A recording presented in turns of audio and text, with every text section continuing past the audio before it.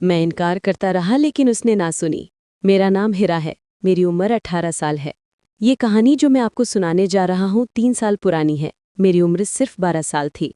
हमारे घर में हम 3 लोग रहते थे। मैं और मेरी वालिदा मैट्रिक के साल में थे। मेरे वालिद एक टेक्सटाइल फैक्ट्री के मालिक थे, लेकिन मेरी वालिदा घर पर ही रहीं। हम काफ़ी खुशो-खुर्म ख़ानदान थे।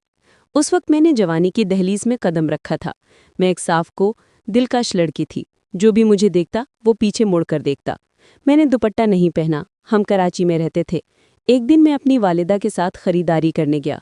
हमारा ड्राइवर, जो हमारे साथ ही एक क्वार्टर में रहता था, उसकी उम्र तकरीबन 20 साल थी।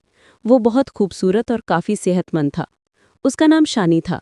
उसने गाड़ी रोक दी। मैं और मेरी माँ बाहर निकले। शानी ने कहा, मैं गाड़ी पार्क करने के बाद आ रहा हूँ। हम जूतों की दुकान पर पहुंचे और जूते देखने लगे। थोड़ी देर बाद शानी भी गाड़ी पार्क कर ऊपर आ गया।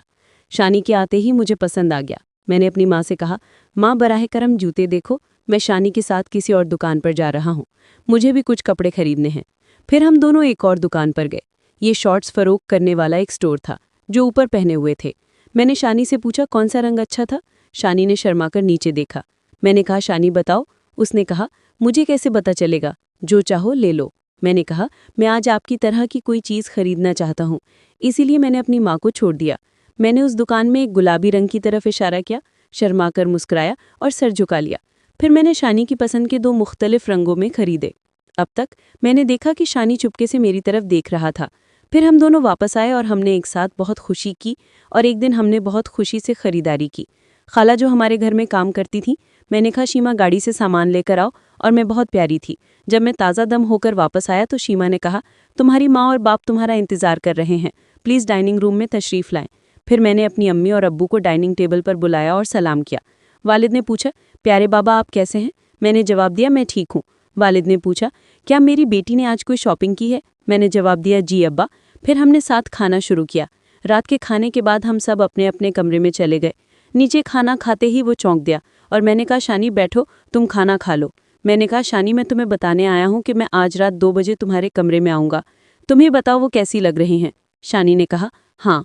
मैं अपने कमरे में लौट आया। जैसे ही रात के 2 बज चुके थे, मैंने वो कपड़े डाले और शानी के कमरे की तरफ चलने लगा। मैंने देखा कि मेरे वालिद बाग में बैठे हुए हैं, सिगरेट पी रहे हैं और कुछ सोच रहे हैं। मैं खौफजदा होकर फ़ौरन अपने कमरे में वापस चला गया। अगर मैं अपने वालिद को पछतावा करता तो शानी वहाँ जाता। सुबह तक उसके साथ रहे। मेरे पास बहुत से कज़न थे, लेकिन मुझे उनमें से किसी को पसंद नहीं था। हाँ, सिर्फ शानी ने मुझे पसंद किया। फिर मैं अपने कमरे में वापस आया और सो गया। सुबह मेरी वालिदा ने मुझे बेदार किया। मैं तैयार हो गया, नाश्ता किया और स्कूल जाने के लिए गेट से बाहर निकला। शानी बाहर गाड़ी की सफाई कर रही थी। मैंने उसे सलाम किया। उसने जवाब दिया, लेकिन गोया वो मुझे नहीं जानता था। वो नाराज़ था। मैं उसमें आ गया। शानी मुझे स्कूल छोड़ने के लिए गाड़ी चलाने लगा।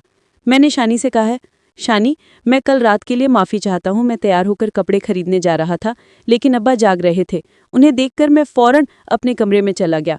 पता नहीं अब्बा क्यों जाग रहे थे। वो सिगरेट पी रहे थे और चहलकदमी कर रहे थे। वो कुछ सोच रहे थे। मुझे नहीं मालूम कि अब्बा को किस बात की फिक्र थी, लेकिन मैं कोशिश करूंगी। अगर मुझे रात को कपड़े दिखाने का मौका मिले तो मैं तुम्हें कमरा दिखाने का मौका दूंगी। मैं पहन रही हूँ। मैंने बात जारी रखी और शानी खामोशी से सुनता रहा। मैंने पूछा, शानी तुम मेरी बात सुन रहे हो? शानी ने जवाब दिया, हाँ। शानी तुम मेरी बात सुन रहे हो? मुझे हिरा मत कहो। उसने फिर कहा, अगर तुम्हारी माँ को पता चला तो वो मुझे नौकरी से निकाल देंगे। मैंने कहा, ठीक है, इसे अपनी माँ के सामने बताना, लेकिन जब मैं गाड़ी में हूँ तो मुझे हिरा को बुलाना। फिर मेरा स्कूल आ गया और मैं स्कूल चला गया। एक दिन मेरे स्कूल से बाहर था और फिर शानी मुझे लेने आया। आज भी ऐसा ही हुआ। वो मुझे लेने आया था। मैंने कहा, शानी मैं आज सैर को जाना चाहता हूँ। शानी ने कहा, अम्मी तुम्हारी माँ नाराज़ हो सकती है। मैंने कहा, नहीं, वो नहीं होगी, मैं उसे बताऊंगा। फिर मैंने अपनी माँ को बुलाया और कहा, माँ मुझे आज समंदर पर जाना अच्छा लगता है, मैं शानी को अपने साथ ले जा रहा हूँ। मेरी माँ ने कहा, ठीक है, ख्याल रखना। फिर मैंने शानी से कहा, मैंने अपनी माँ को बता दिया है, इसलिए परेशान होने की ज़रूरत नहीं है। हम स्कूल से सीधे समंदर किनारे चले गए। मैं शानी को एक ऐसी जगह ले गया जहाँ हम दोनों के अलावा कोई और नहीं था। हमने गाड़ी रोकी और मैंने शानी का हाथ थामा और हम इसी तरह चलते पड़े।